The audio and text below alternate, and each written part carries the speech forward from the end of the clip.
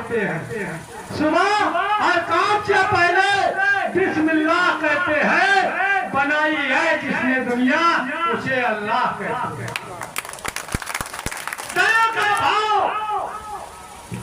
तन पाठी जी, दया का भाव जनक है, दया पान उसे कहते हैं। जनपद की लगा दो नैया पार, शरण पाठी तो मेरी भगवान भाई कर लेने के लिए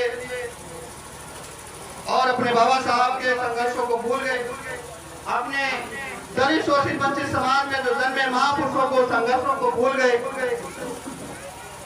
जिन्होंने इस आंदोलन को जिम्मेदारी से बढ़ाया। महात्मा ज्योतिबा फूले के बाद में बहुजन समाज में अनेक जन्मे महापुरुषों ने इस आंदोलन को अच्छी तरीके से सींचा।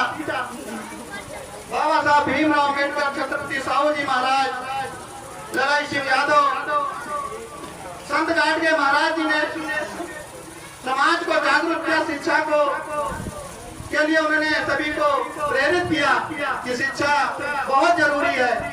अगर इस समाज में संत गाडगे जैसे महापुरुष नहीं जन्मे होते तो सचमुच हमारे सम्मानित साथियों आज मुझे बोलने का अधिकार नहीं मिलता। मेरे सम्मानित साथियों, संत गाडगे महाराज जी ने गांव जाकर के शिक्षा को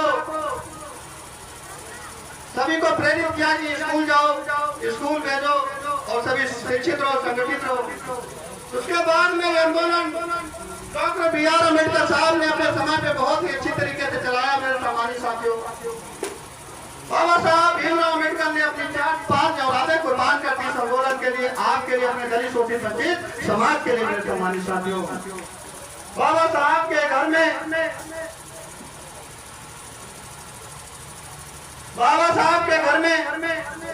एक लाश पड़ी थी जिसको बहुत चाहते थे बाबा साहब और माता रमाबाई। छोटे बेटे की लाश घर में पड़ी थी, लेकिन बाबा साहब ने अपने बच्चे के लिए फिक्र नहीं किया। बाबा साहब घर में लाश छोड़ करके सम्मेलन के लिए गए। Doctor B.R. अम्बेडकर साहब किसके लिए गए? आपके लिए गए मेरे सम्मानित साथियों, आपके लिए गए। और आज आप कहाँ जाते हैं? लाद के बाबा साहब पहले ही कह गए। बाबा साहब आपको स्कूल जाने की जरूरत है मेरे सम्मानित साथियों, आपको पढ़ने लिखने की जरूरत है। आप भूल गए बाबा साहब के संघर्षों को। सोचिए, क्या किसी के 4-5 औलादें बिल्कुल खत्म हो जाएंगी? ये आसान चीज है क्या? बाबा साहब के बच्चों को सही से भोजन नहीं मिला। बाबा साहब के बच्चों को सही से स्कूल में इलाज नहीं मिला। बाबा साहब के बच्चों को जहाँ तक कि कफन नसीब नहीं हुआ मेरे सम्मानित साथियों, कफन नसीब नहीं हुआ। माता रमाबाई ने उनको अपने साड़ी के पल्लू में लपेट करके कफन किया सभी बच्चों को, उनको कफन नसीब नहीं हुआ। आज आप भूल गए बाबा साहब के जो संघर्षों को। आज आप किसी और के गुणगान गाते हैं और अपने महापुरुष जो अपने समाज में जन्मे उनके संघर्षों को आप भूल चुके हैं पूरी तरह से। अगर आज पांचवी करते रहेंगे तो सोच लीजिए आपके बच्चे जो आने वाली पीढ़ी है वो भी पांचवी करके गुलामी करते रहेंगे मेरे सम्मानित साथियों, गुलामी करते रहेंगे। आप जागरूक हो जाओ, बाबा साहब के संघर्षों को देखो। माता रमाबाई ने 35 साल में अपनी जिंदगी को त्याग करके परिनिर्वाण हो गई। माता रमाबाई दुनिया को छोड़ के चली गई। 35 साल में क्या उन्होंने सुख भोगा?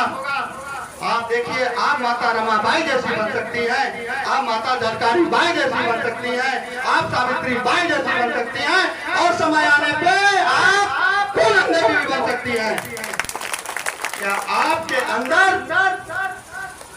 अपने बहुजन समाज में, दलित शोषित वंचित समाज में जन्मे महापुरुषों का रगों में खून नहीं दौड़ रहा है क्या? बताइए, क्या आप अपना बदला खुद नहीं लेना चाहते?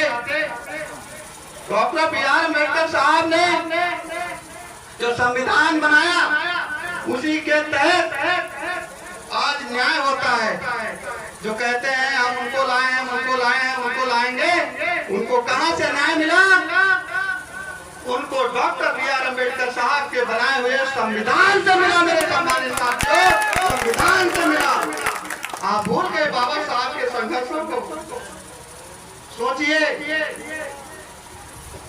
अगर बाबा साहब नहीं होते तो आज मेरी बहनें और मेरी माताएं जो यहाँ रंग बिरंगी साड़ी पहने बैठी हैं, आज जो मेरी बहनें यहाँ रंग बिरंगी साड़ी पहन के बैठी है, उनको ये यहाँ पे साड़ियाँ पहनने का अधिकार नहीं होता। लोगों ने हमारी बहनों के वस्त्र उगाड़ने का काम किया। नारी मुक्तिदाता कहे जाते हैं बाबा साहब भीमराव अम्बेडकर, उन्होंने हमारे समाज की बहन बेटियों को वस्त्र देने का काम किया। अरे सोचिए, वही ये देश है जहाँ पे शादी तो होती थी दूल्हे की, दलित शोषित वंचित समाज में, लेकिन उसको दुल्हन नहीं मिलती थी। आप अपना इतिहास जानो। बाबा साहब डॉक्टर बी.आर. अम्बेडकर साहब ने कहा है कि जो कौम अपना इतिहास नहीं जानती वो आप अपने हक और अधिकारों की लड़ाई नहीं लड़ सकती।